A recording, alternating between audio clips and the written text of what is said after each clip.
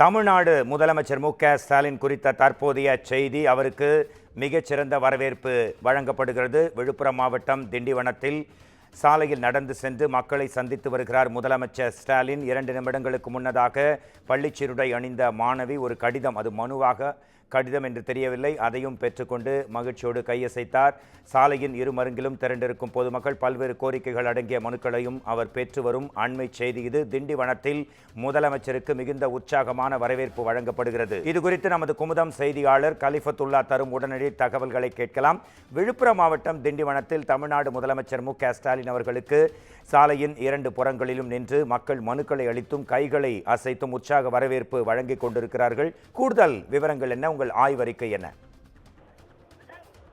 வணக்கம் மோகன்ராஜ். முதலமைச்சர் மு.க.ஸ்டாலின் ஒவ்வொரு மாவட்டமாக சென்று கள ஆய்வு செய்து வருகிறார்.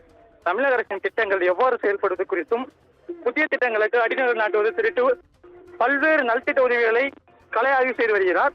இந்த நிலையில் விழுப்புரம் மாவட்டத்திற்கு 2 நாள் பயணமாக சென்னையிலிருந்து திண்டிவனத்திற்கு வந்துள்ளார். அவருக்கு வழிநெடுவிலும் கட்சி நிர்வாகிகள் மற்றும் பொதுமக்கள் உற்சாக வரவேற்பு அளித்து வருகின்றனர். இந்த நிலையில் திண்டிவனம் ஆர்எஸ் உணவகத்திலிருந்து தனியார் திருமணம் வரை ரோட் ஷோ நிகழ்ச்சியில் கலந்து கொண்டு பொதுமக்களிடம் மனுக்களை பெற்று வருகிறார். மேலும் அவருக்கு பொதுமக்கள் உற்சாக வரவேற்பு அளித்து வருகின்றனர். இந்த நிலையில் கோலாட்டம், ஒயிலாட்டம் போன்ற நாட்டுப்புற பாடல்களை பாடி முதலமைச்சருக்கு உற்சாக வரவேற்பு அளித்து வருகின்றனர். மோகன்ராஜ். கலிஃபத்துல்லா, உங்கள் விரைவான சுருக்கமான தகவல்களுக்கு நன்றி.